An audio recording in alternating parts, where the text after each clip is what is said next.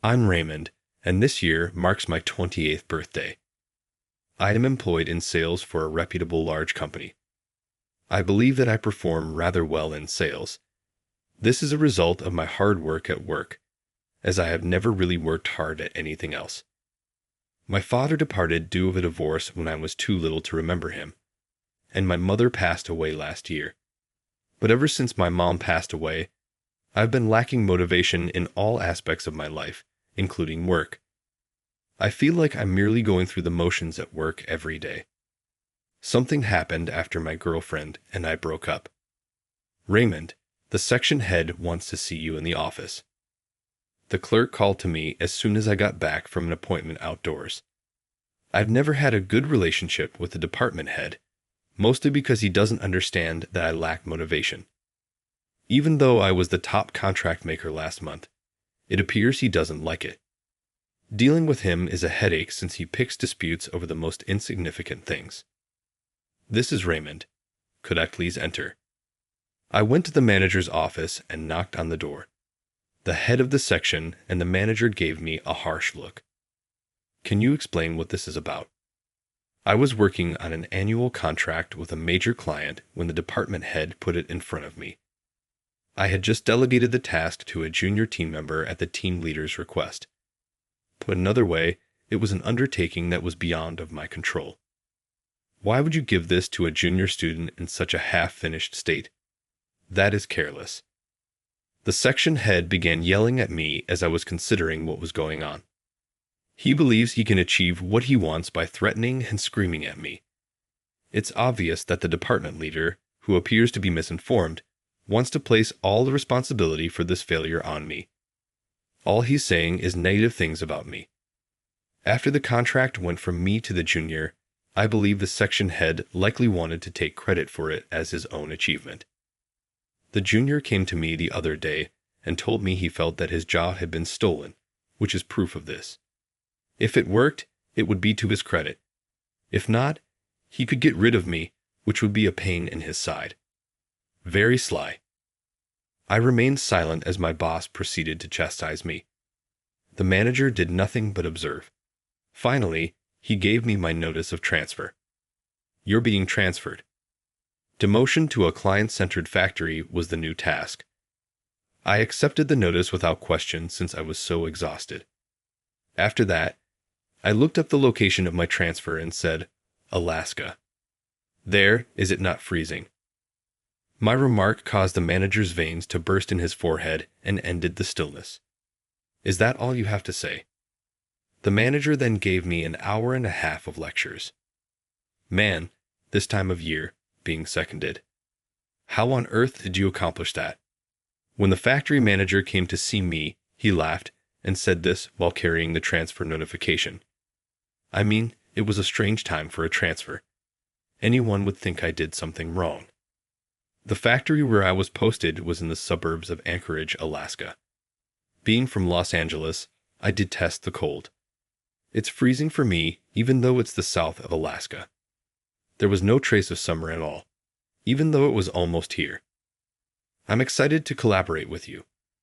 I've been informed that I will oversee general affairs. Since I have experience in sales, I rely on your direction and rigorous education. Everyone applauded warmly as I bowed deeply and entered the office. I recall that when they responded, I felt relieved and my shoulders relaxed. I was given a room in an old apartment complex as company housing. I've heard that a large number of workers and students who are away from home reside here. The room next to me was occupied by a young man. I suppose he's quite the player since even though we've just said hello a few times, he always appears to be with a different woman. Perched on a hill, the apartment offers a distant view of the sea. The city lights are stunning at night, and my favorite thing to do after work is open a can of beer and enjoy the view from the balcony. I saw a few kids with paper lanterns in their hands today as I made my way back up the hill to the apartment. It was that fleeting moment in the day between dusk and dawn. I had the impression that I had entered a new dimension. It wasn't until I saw a big bamboo decoration in the daycare's playground halfway up the hill that I realized it was July 7, the day of the Star Festival. The kids are presumably attending a festival. I opened the door to my apartment, thinking that.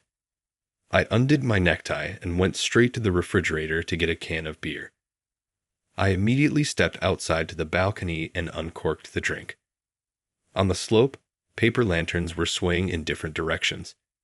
The children singing caught my attention as they sang about tassels on bamboo. It's the Star Festival. It had an odd vibe to it and sounded like a kid's song I've never heard before. It's not that horrible to learn little by little about the unknown parts of our region. That was the first time I had thought like that since my transfer. Someone was knocking on my door at that very moment. Nobody in this place knew me well enough to come see me. Without checking the intercom, I opened the door, assuming it was the landlord or the factory manager. A beautiful woman dressed in a robe stood in front of the door. She carried a paper lantern and was dressed in a robe of white and blue. She looked down shyly and sung in a soft, hesitant voice the song the kids had been singing before. For the Star Festival, bamboo, let's rejoice. Please, I need a candle. She buried her face in my chest and put her arms around my neck the next second. I hope she'll pardon me for putting my arms around her waist out of impulse when I'm hugged by a stunning woman in a robe that I just met. I'm shocked when she says, I want more than just a candle. I want your best, in a somewhat sultry voice. She's not someone I know, though, I assure you. I had to say something for her honor, and I said, I think you've got the wrong guy. I hope she'll forgive me for speaking louder than I meant to, but I was scared too. Aren't you, Jack? She looked up at me, actually seeing at my face for the first time, startled by my voice. Well, not at all. My name is Raymond, I said with a sardonic grin. It seems that she thought I was her boyfriend. In an instant, her face flushed beet red. I could see her long eyelashes trembling around her wide-open eyes up close. I apologize so much. It appears that I made a mistake, she said, pulling away from me in a hurry. At that precise moment, the door from the adjoining room opened, revealing a happy pair, with the young woman referring to the man as Jack. I realized then what was going on. The sight of the two of us froze the beauty in her robe. The man turned to face us, and she ducked into the front door of my flat to avoid his stare. She pushed me, and I crashed back against my front door. How strange fate is. I was knocked down and imprisoned by a stunning person at the entrance. I waited in silence as the noise of footsteps from the other room subsided in this state. The last pair's footsteps were eventually drowned out by the sound of an elevator door opening and the pitter-patter of tiny feet. I questioned her, softly pulling off her body. Are you okay? With a stunned expression, the stunning woman in her robe withdrew from me and took a seat. Her side profile was lovely, but a little depressing. I apologize. In addition to making a mistake, I also started this annoyance. I truly wanted to take him by surprise. She apologized to me, lowering her head and gripping her robe tightly. One tear fell to the back of her tightly closed fist. I went to stroke her shoulder in an attempt to console her. But at that moment, the partially open front door flew open. Star wishes on bamboo in honor of the Star Festival. Let's rejoice. Please give me a candle. Children dressed in robes were standing there, singing a joyful song and each holding a lantern. They extended their arms. All right, exclaimed the stunning woman dressed in a robe. She took out sweets from a plastic bag she carried and started giving them to the children. The kids gleefully rushed off toward the next house, carrying candies. It was uncannily similar to Halloween, and I watched the spectacle play out in silence. Is this something like trick or treat? I inquired with the attractive woman wearing a robe who was dropping off the kids. The robed beauty gave me a startled glance. She then spoke softly, as though knowing, You're not from around here. This is a gathering for candles. Kids wander around houses like this on the day of the Star Festival in order to collect candy. The kids appear to be more interested in candies these days. but it seems like they used to really get candles back in the day. She held out her hand to me as she spoke. I was able to stand at last, thanks to her support. I feel ashamed. I try my hardest, but it didn't work out, she remarked, appearing somewhat relieved. I made an attempt because I've been told since high school that I'm not cute. Rather silly, huh? The attractive woman in a robe appeared to be a neighbor I knew a little bit. I reasoned that perhaps he might pick me among the other women. I'd wanted to console her since I was feeling down, but I was at a loss for words. She smiled slightly at me while I remained silent. She then repeatedly apologized to me and gave me a gift of a mound of candies. I ought to have gotten her name. With a gentle chime, the elevator doors closed, and I was a little regretful. A week later, I saw the beautiful woman in a robe once more, this time at the manufacturing office. I didn't recognize her at first as she had changed so much in appearance. She introduced herself as, "I'm Alice Mitchell, the consulting attorney," as she put on her elegantly tailored black suit. The subtle yet expertly applied makeup looked great on her. Her lips were painted a delicate beige, but they were a charming pink when she wore a robe. "Thank you for the other day." When she whispered in a voice only I could hear, I had to look twice. She appears to be this factory's legal advisor. The plant manager says she's a very competent female lawyer who operates a law office close to the company residences. Alice approached me, startled by the sudden reunion, and said, "I wanted to apologize for the other day." You already know our friend," I replied. "Alice, pay attention. Alice has never been lucky when it comes to guys. She recently developed feelings for a young man. Having known Alice since she was a young child, the factory manager began to spread rumors about her personal life. Alice covered the manager's mouth with her palm in a panic to silence him. "You don't have to talk about that." Alice pouted at the manager of the plant, looking rather like a little child. She offered to apologize, and I chose to accept it. We decided to meet for supper and trade phone numbers. I realized that since coming here, I had never exchanged personal contact information before. I want to giggle thinking about our first meeting. I think she noticed that on my face. Alice, who was talking about her job, shot me a quick glance and said, "Don't." I shot her a sidelong glance of guilt.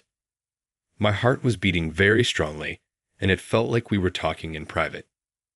Later, I got into a fight with Alice over food. It was a pleasant mood at first. Everything was going well until we had a little wine at this lovely Western restaurant on the harbor.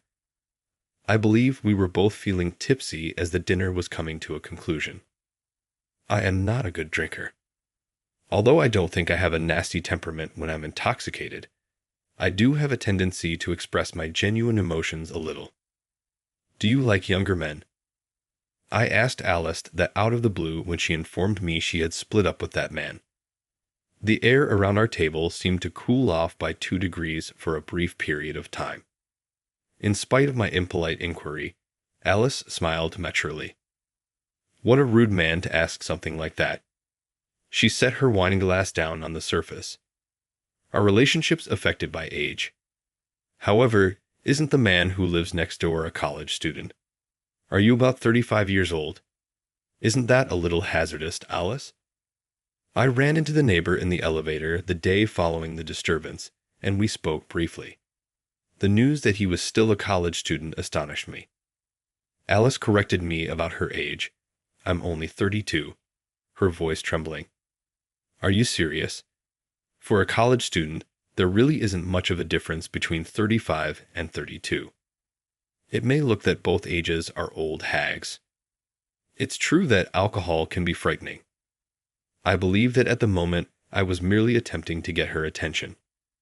I kept pushing her boundaries with my remarks. It doesn't really help to regret it when you're sober, does it? I'm an old hag, but there's a big difference between 32 and 35. What in what way? Alice lost patience at that point. She glared at me as she got up from her chair. If you round up, there's a big difference between 30 and 40, You idiot. That's the point where my recollection stops. It seems like someone whacked me over the head with a baguette. I discovered the hard way that evening that even tough bread may be lethal.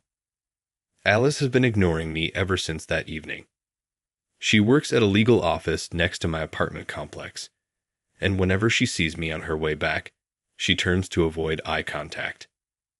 I'm trying to find the appropriate occasion to offer apologies, but I'm having trouble. I learned that my old main office coworkers were going to Anchorage around 6 months after I was moved to the plant. I was approached by an old coworker who proposed a meeting. It seems like they intended to come to this factory. I was excited to see my old coworkers, but my excitement was somewhat dashed when I learned that the former manager would also be there.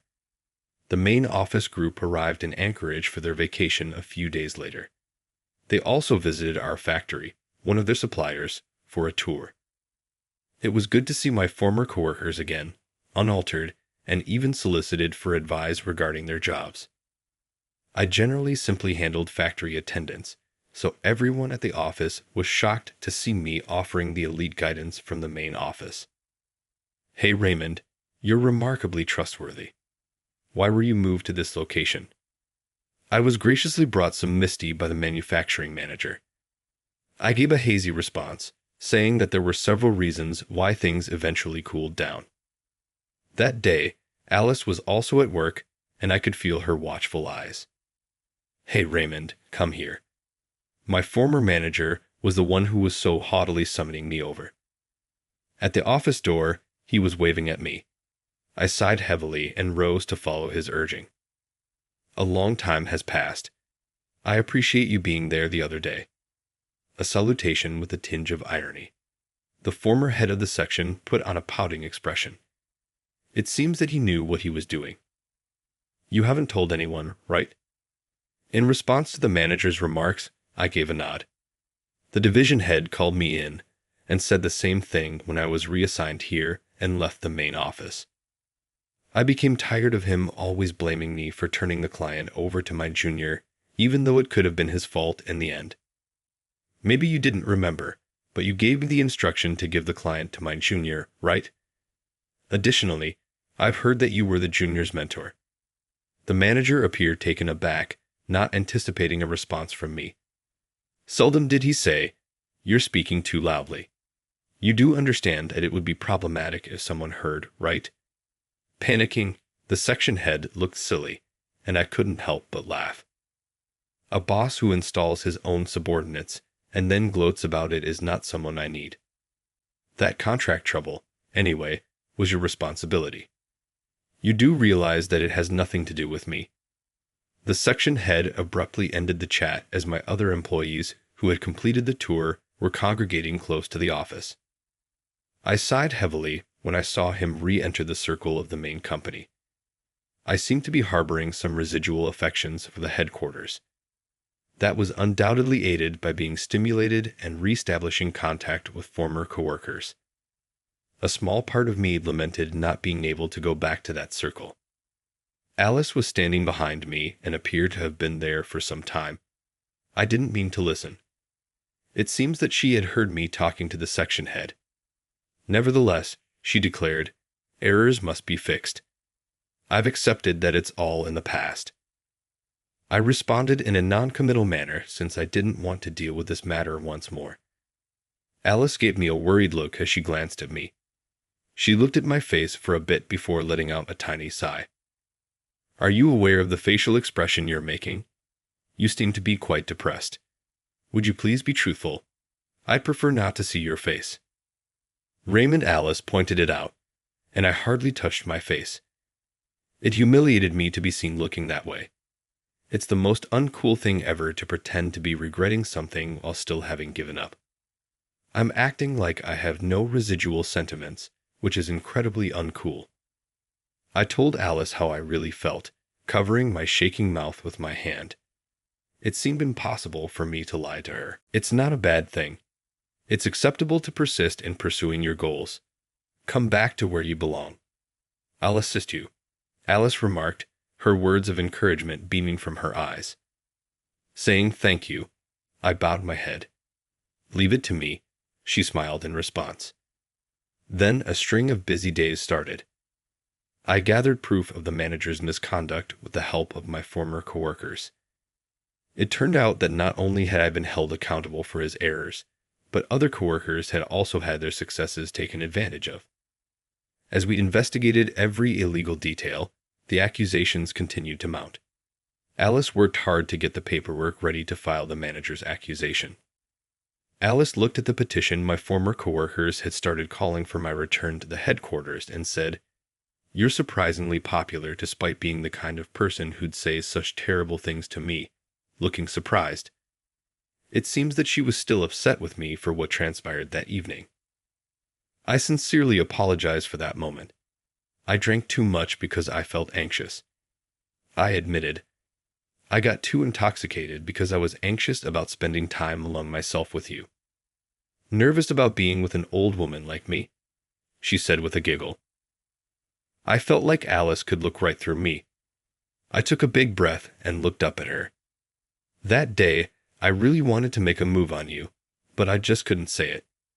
Alice smiled contentedly at what I had said. Then she abruptly ended the talk by saying, "We'll continue this later." My confession seems to have been ignored. Subsequently, the head office successfully accused. Alice was so happy to hear from me that she began saying, "I'm glad," over and over.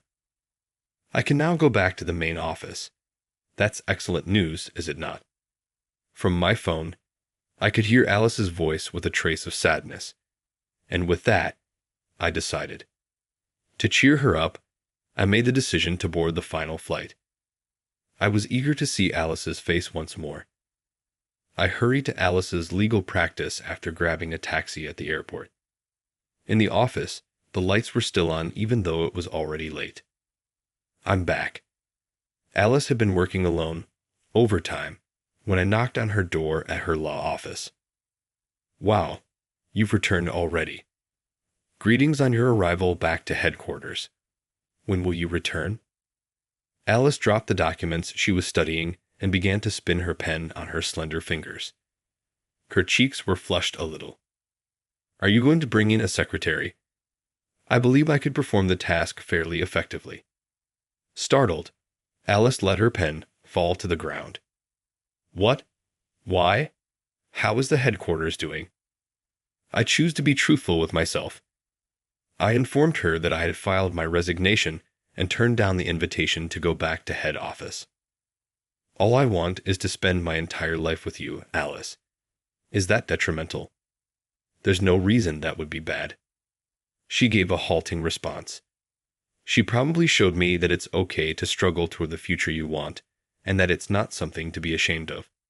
She also made me realize, for the first time in my life, how important it is to be true to yourself. "Yes, but you're not hiring here.